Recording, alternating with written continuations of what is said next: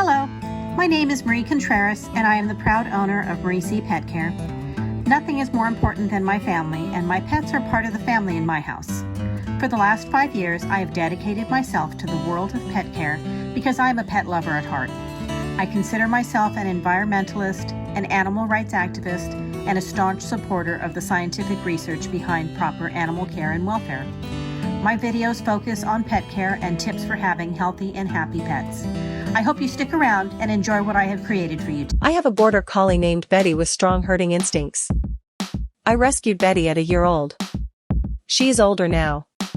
I also have 5 grandchildren ranging in age from newborn to 7 years old who were terrified of dogs when I brought Betty for a visit a few months after I brought Betty home. Since I love my grandchildren and my new dog, my mission is to teach the kids how to behave around dogs and teach them to behave around small children. Of course, keeping everybody safe is always the top priority. However, I also wanted the kids and the dog to enjoy each other. I cannot stress enough that none of the children have been left alone with the dog. All have been closely supervised 100% of the time. Betty is an amiable and obedient dog. Still, I would not leave her alone with children. The first few visits, I put the dog in the backyard of my kids' homes, and the grandkids could see the dog through the glass, and the dog could see them. While they were watching the dog, we talked about the way the dog naturally behaves. I told them the history of the dog's breeding and the job they were bred to do. We talked about sheep. We talked about the dog's natural desire to keep the sheep safe from getting lost or running away. We took it very slowly and I waited until the kids relaxed. It took several visits before the kids wanted the dog in the same room. In the meantime, I did a couple of things to desensitize the dog to small children's movements. We walked near parks and children playing. We kept at a comfortable distance. I rewarded Betty for not reacting to squealing running children, bicycles, runners, and other dogs. Basically, we worked on behaving around distractions. I am still working on distractions with Betty. The other thing that I did was help the kids understand how to behave around dogs, be less distracting. I told them to be calm around dogs. Running makes the dog want to chase them and jump. Squealing makes the dog want to bark. The kids learned to be calmer around Betty. After several visits, the kids were ready to meet Betty face to face. The interactions were concise. If either the kids or Betty got nervous, Betty went outside or into her crate. The crate was and is off limits to the kids. It is Betty's safe place. Time went on and the kids and Betty were less nervous around each other. Both are still always supervised when together. As the grandkids and Betty relaxed around each other, I taught the kids to wait for Betty to come to them. I taught them to be non-threatening to Betty. No chasing the dog. They learned that Betty liked being scratched under her chin and being petted on her sides. Many dogs do not want their heads touched. This is especially true if a previous owner has hit the dog. Rescue dogs have unknown histories. They learned that most dogs don't want hugs and none want to have their tails pulled. No hitting or kicking the dog. No crawling on top of the dog. No pouring dirt on the dog.